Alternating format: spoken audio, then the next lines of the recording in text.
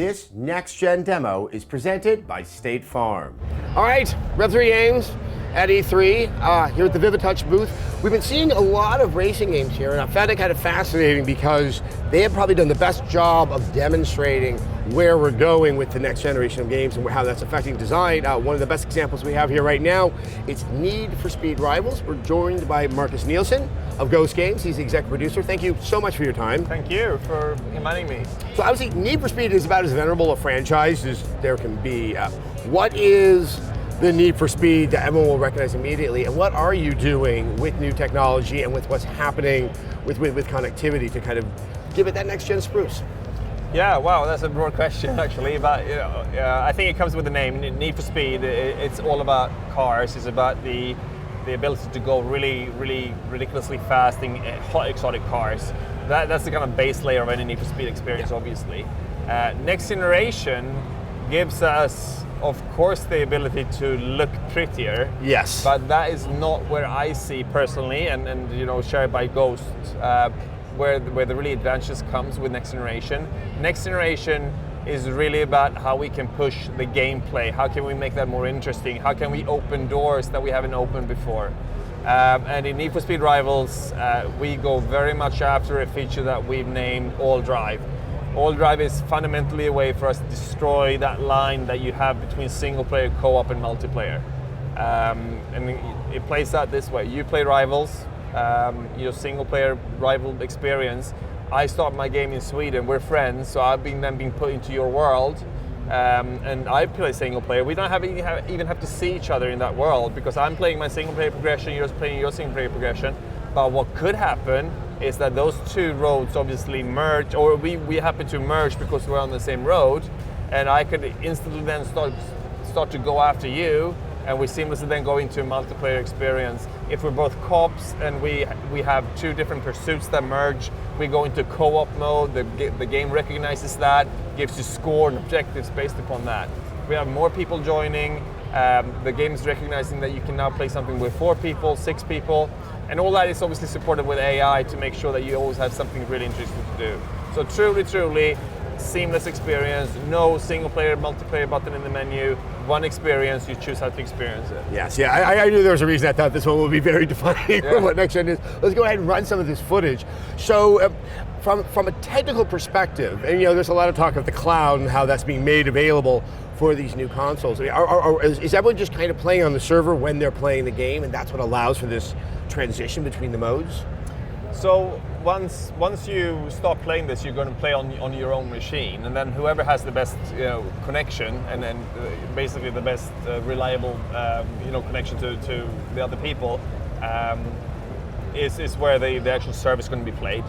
Then obviously we have a very sophisticated way of moving that server as it needs to move to keep up the quality in the experience. So this seamless transition, I'm just curious, from a philosophical point of view, have you always sort of seen those menus and the segregation of the modes as something that was very limiting in terms of your ability to design something? Yeah, and I'm absolutely sure they are. If I miss the launch week of Call of Duty, it's really hard for me to kind of go online because I'm going to be way behind everyone else. I think I can personally feel like I'm afraid of going there because I'm going to get owned. I think other people feel that way.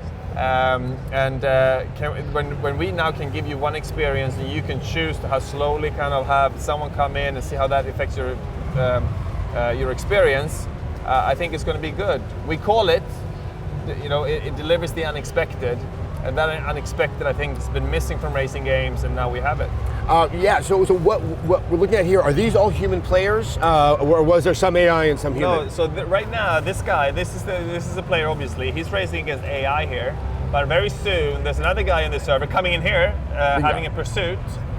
So now, basically the pursuit started. Now you have AI and 2 people seamlessly going from single player to multiplayer. Craig, who plays this, started playing single player. Now all of a sudden he's hunted by a cop. What also happens here is that there's going to come in a chopper, which is another kind of layer of next gen. We're not going to, actually going to tease that, but people saw it in the press conference. That's actually pulled in by a tablet that I pressed in the press conference. So that's another kind of Gen 4 thing. Now, how do you envision the player on the tablet? Is he in the room with one of the other players, or is he sort of hanging out somewhere? Like when you imagine how this plays out? When I envision this, I envision this guy to be able to be, pretty much everywhere. But that's as far as I'm going to go on that question. Okay, I understand now. In terms of gameplay variety, once again, we're looking at this kind of being seamless. I mean, is the player going to say, okay, I want to do this in the game, I want to do this in the game? Do they go seek it out, or are they going to a menu and getting into a particular mode or style of game? No, everything is seamless, right? So you go into the game and you can choose what race to take, and the progression in the game is very dynamic. You don't have to do that race. You have to do races to get points, but you do the races that you want to have. You want to do. It's all about you making the choices. The philosophy of designing the game is also around making sure that you have like a smorgasbord of stuff to do.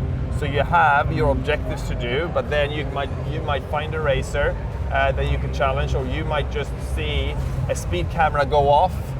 If you're playing as a cop, you see speed cameras go off in the world. You go there. You might call out and try to collect some other people to go there. There's also this mechanic to keep the momentum up in this world. We have a new scoring system called the high-stakes scoring system. And that kind of highlights the differences that we have between cops and racers. Two different careers, totally different playthroughs. You can swap at any time, obviously, but the high-stakes scoring system is a racer. When you're out, you're collecting points, and as you build up points, you also start a multiplier. That means that you will exponentially build up more and more points. So the longer you stay out, you make more and more points. However, though, you also get more attention from the cops when that happens. You become a high-value target, and when cops take you out, they actually take all your score, because as a racer you need to go to a safe house and bank it. So it gives a race, gives racing with a consequence, something that's been missing. Yeah, it's not kind of just a straight linear progression without any kind of risk that's actually attached to it. Now, my final question. Is this game out of the box all the game that you're going to get? I'm not asking a DLC question, but does this game, because of how it has its online attached to it, will it be able to evolve over time? Will you guys be able to sort of tinker with it, and I guess player interactions also have some effect upon it? I think another kind of shift in the industry is going to be that more and more games live longer in some form. The kind of hit and run releases are going to be more seldom. We're absolutely thinking about this game as something we want gamers to play for a long time, and as such, we're obviously thinking about how can we keep that momentum up. Yeah. And I think it's part of next generation, so it's likely to happen. All right. Well, it's absolutely fascinating. I look forward to hearing more about it, Marcus. Thank you so much for your time. Thank you.